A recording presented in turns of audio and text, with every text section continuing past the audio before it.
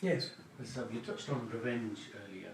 You gave two examples. One of them was the guy that was abused and came to you and said he wanted to kill the guy that abused him. And the second example you gave was of Pharaoh. Yes. And how he was drowned. What's confusing me is, are you saying revenge is not part of the recovery for a victim of abuse or any kind of trauma? And if revenge isn't the solution, what is the solution for somebody in that situation? No, I'm not saying where the law allows for revenge. For example, a person commits an offence, the law sentences him. But from the victim's perspective, you can be compensated in part by the act of that person being the recipient of punishment, whether that's through a jail sentence or whether that's through, having his head chopped off or something. Whatever it is, you can say, okay, well that. But it doesn't necessarily help the victim in terms of alleviating. No, let me give you an example. I think it's fine. A child is killed. The parents grieve. The murderer is sentenced. Does that life sentence assist the parents in their grieving? In one respect, it's he's been. But is that an end to their grief? It isn't, but they get some relief. Some relief, that's fine. Some relief. And to that extent, to seek justice for any wrong is acceptable. It's fine. I'm not saying you let your perpetrator go. I'm saying that if through due process they are given punishment, it's fine. But does that really help you in overcoming the trauma that you've been through? The answer is no. It helps you in a certain context, but otherwise that violation that has taken place can only be resolved if you yourself undergo a certain path. And unfortunately, that's why you see people who have suffered trauma in the form of abuse, and there's different shades of abuse. And they never stand to be rehabilitated. So, you see, in sentencing there's different shades. When you punish someone, that punishment has different shades. Retribution, what's the other one? Retribution, rehabilitation and all that. So if an offender has been rehabilitated, how does that help the victim? The victim has still got to live with what he or she has experienced. And the problem is, what's the way out? What I find amongst most people today is that if you sit for more than 10 minutes with someone, you'll realize that they are surrounded by negativity. That streak of positivity just doesn't exist. And yet all you need to do is go back 2 generations. I'm not asking you to go back further.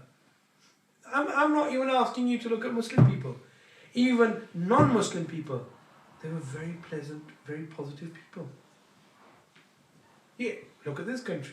People 100, 150 years ago were very happy people. Why?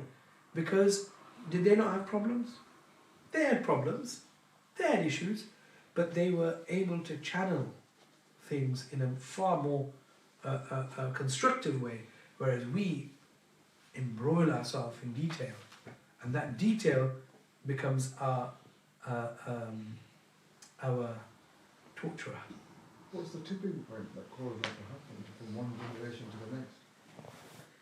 the next? Materialism. So materialism doesn't just mean I want this, I want this. The I want is an endless list of from material to social status to everything that, what industrialization and what this technological age has advertently or inadvertently promoted is the road to vanity. We've become very vain people. It's all about us. It's all about me. It's all about, my whole life revolves around me. So altruism is no longer a part of our life where we think of others. It just doesn't. If we compare ourselves to people 150 years ago, we are far more selfish people. Not because we've been taught at school you should be selfish. It's the way, the environment in which we've been brought up. We don't think about other people. We don't. Let me give you an understanding of altruism and the extent of altruism. Sayyidina Umar radiallahu anhu, he patrols the streets at night with his head covered. He's the leader, Amir al-Mu'mineen. And someone catches him, because he's rather a tall fella. Someone catches him and identifies him and says, Umar, what are you doing? This is time to sleep. He said, I'm patrolling the streets of Medina Munawwara to see if any dog is hungry. Because I will be held to account on the Day of Judgment that under your premiership, even an animal went to sleep hungry. And it says, is there any animal to feed? So altruism. There was an elderly woman, Hazrat Abu Bakr Siddiq, in his premiership as the leader of the Mu'mineen. I think she was blind. She was blind. He used to go every morning to her and attend to her needs. Clean up her house, wash her clothes. This is the leader of Mu'mineen. And she didn't even know who her benefactor was. You see? So we have become more self-centered people, where our whole emphasis in life is just about me. That's what differentiates us between us and our forefathers. And then in this process of me, we develop, there's other subsidiary problems that come about. Boredom. Why do people watch TV? Boredom. It's just boredom. Why do people have a phone in their hand constantly? The fear of being bored for 1 second. But no, it's like, we live in a world where we want to be constantly, amused or constantly think. That time for reflection, that time for contemplation, meditation, out the window. I mean, what the culture that TikTok promotes, and it's a genius, TikTok, more than Instagram, more than Snapchat. Snapchat was one step, but TikTok has just taken over. And when history is written, people aren't going to remember Instagram, they're not going to remember Snapchat, although they'll maybe, a few words on Snapchat. But I'll tell you what will be the winner, it'll be TikTok. Why? What a genius of a... If I don't like something, off. If I like it, I only want a few seconds of it. And if it gets longer, it's just going to bore me. Reducing our concentration span. Only allowing ourselves to be entertained by something that's quick, got a quick turnover. Not one that requires us to think. Not one that requires us to, it's like the Urdu teacher, it's a joke, it's like the Urdu teacher who told his students, जब आप उर्दू बोलें तो तमाम अल्फाज सही तरीके से मखारिज से बोलें. So all his students started talking like that. So one day he was teaching. There was a fire nearby and a flame went to his hat, started burning his hat. So the student said, Hazrat, मैं आपको बताना चाहता हूँ आपके Sar Mubarak. Aag lagi. He said, don't know the Punjabi.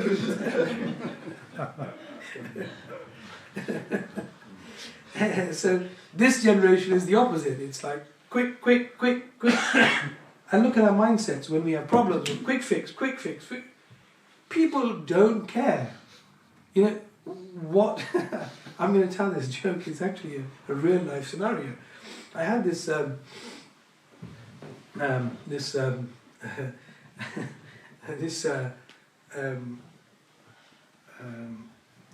Sikh gentleman. He came to me, and he said, "You know, my wife, she torments me. She persecutes me." I said, "Okay." So I said, "I'll give you something to read and read it. And hopefully within 40 days you'll notice a great change in it." He goes, "Oh, very good." Anyway, I gave him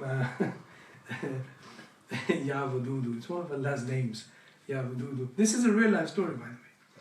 Anyway, after about 10 days, he phoned my elder brother and he said, "You know, I'm really disappointed in your brother."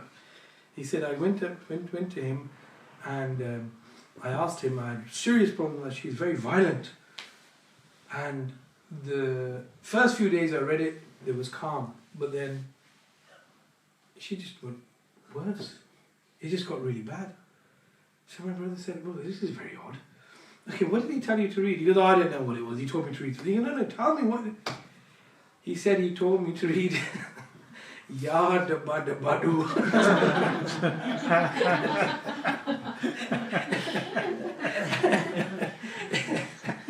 It's almost like, you know, the Scooby-Doo. Yeah, I said Ya Wadudu. He said Ya Dabba Dabba Do.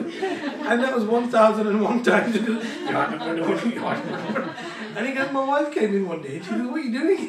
And he goes, "I'm reading it for you." She became really extra violent towards me.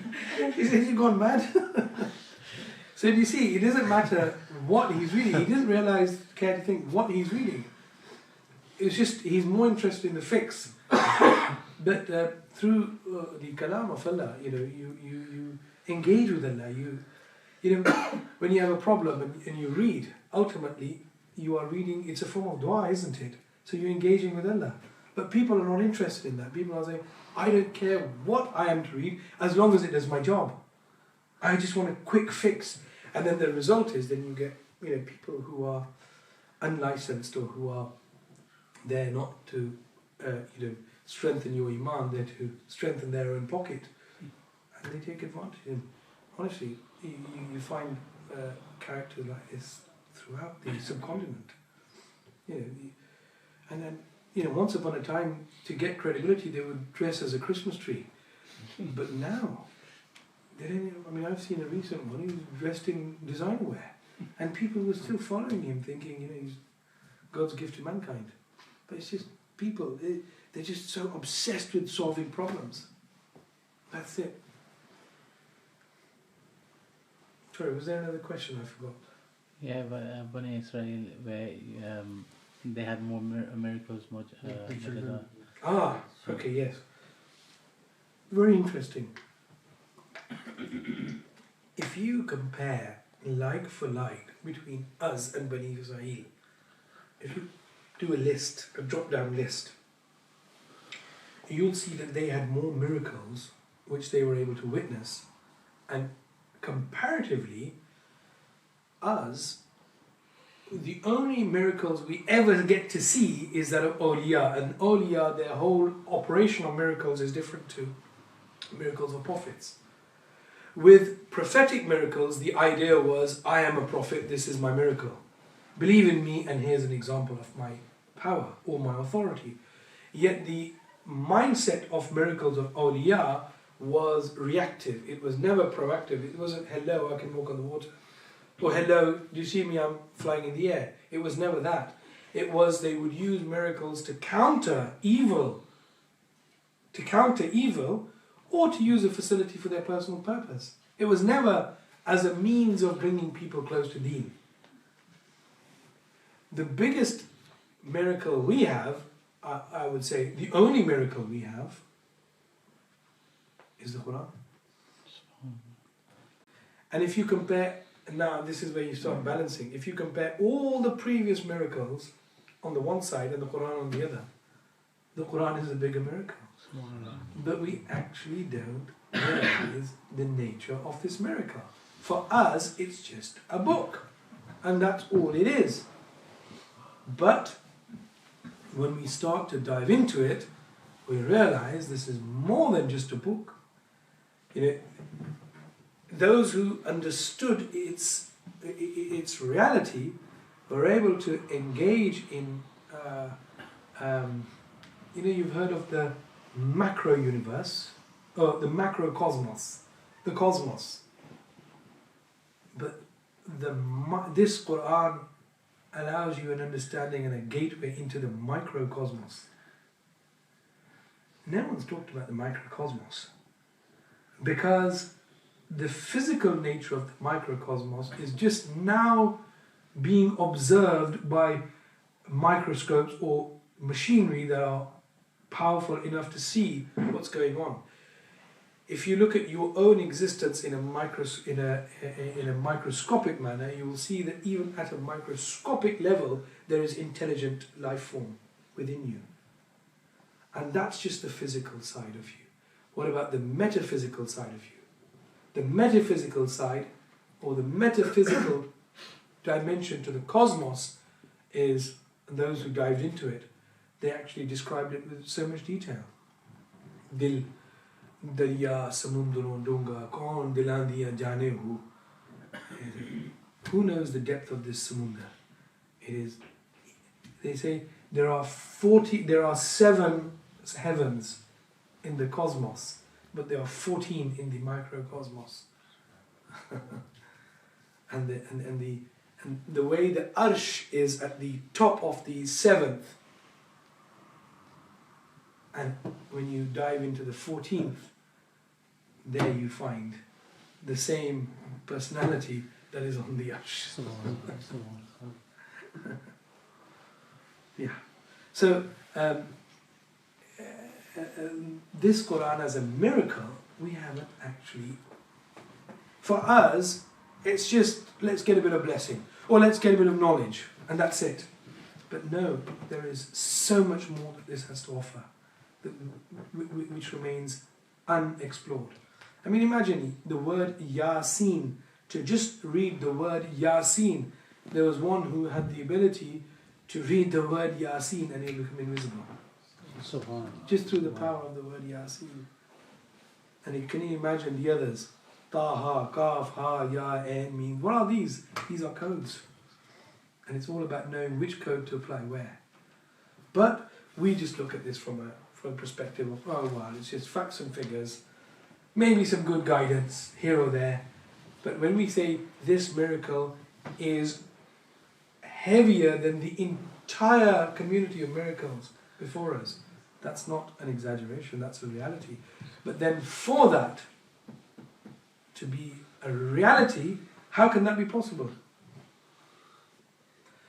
I'm going to give you an example which will appeal to you. If I give you other examples, it may not appeal to you. I think I may have given you this example. Hazrat Umar, radiallahu anh, there used to be a beggar who used to come to him every day, and he used to give him a dime, a dirham, every day. One day Sayyidina Umar was sat. Have I mentioned this? One day he was just sat there, and he came again. And you know, when you see someone that regularly, you want to say something to him. You feel that, like, let me give him some advice. So Sayyidina Umar said, "Don't you read the Quran? Go and read the Quran." He rebuked him. He didn't give him the dirham. Anyway, he went, and a few days passed and he didn't come. So Sayyidina Umar felt really bad. That, this person used to come to me, and now doesn't come to me. I rebuked him. So he met him after a week, and he said, "I'm really sorry I rebuked you for coming to me. Come, I'll give you dirham." He said, No, I don't need your dirham anymore. He said, "I followed your advice." He said, "When I became friends with the Quran, I didn't need to run around and ask for money anymore. Money came to me." So when you, that doesn't mean to say now that anyone who's rich says, "Oh, I'm friends with the Quran." No, it's a question of how that money behaves with you. If you are a slave of that money, then no. But when something comes to you as an ata, then you are not a slave of that money. The money is your slave. Very difficult to be to not be a slave of money. Very, very difficult. But there were those who had so much of it. Imam Azam Abu Hanifa alayhi rahmah, one day he was riding a horse, a white horse with elaborate, a jubba, and someone looked at him and said, cocky idiots, said, isn't paradise for the hereafter? Isn't Jannah for the hereafter? But look at Imam Sam's answer. What a beautiful answer. He said, no matter how much luxury we have in this world will always be Jahannam for us. And no matter how much luxury you have in this world will always be Jannah for you. No matter how poor you are, no matter how poor you are, this world will always be Jannah for you. It's all about the mindset, how you interact with it. But the problem is, we live in a day and age where money defines us in a way that we have even lost. We don't even control over it. I mean, if you see young people, the way they buy designer wear, the way they're attracted to designer, it's unbelievable. Unbelievable. You imagine taking a young kid out to a Sunday market and say, buy your clothes from here. I mean, you may as well declare World War III on your kids. They will not like you. I mean, you will not be on there. But you take them to designer shops and design at it. Total mind. In fact, now, as a compromise, we look for. Well, I can tell you for myself. I went to a place called Kuala Lumpur, and I was absolutely shocked. There was designer wear for a fraction of the price. And I thought it was all a knockoff. I think it was all back of the lorry job. Only till I realised that, and it was a proper departmental store. Massive sign Gucci on top. Something that's in the same thing in the UK for £150, in Kuala Lumpur, it's there for about £2.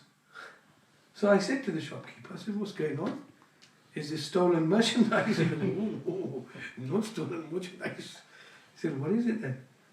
He said, you see, people are so upset. He said to me, people are so obsessed with this.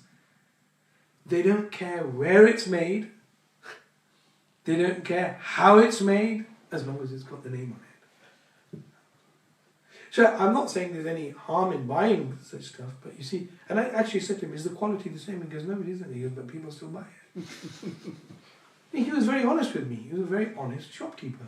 He said, I said, is the quality the same? And anyone with a sales pitch would have said, oh yeah, it's all the same. But no, he was very honest. He goes, no, the quality is not the same. But people are so obsessed that they want to be identified with designer because it will reflect on them in a certain way.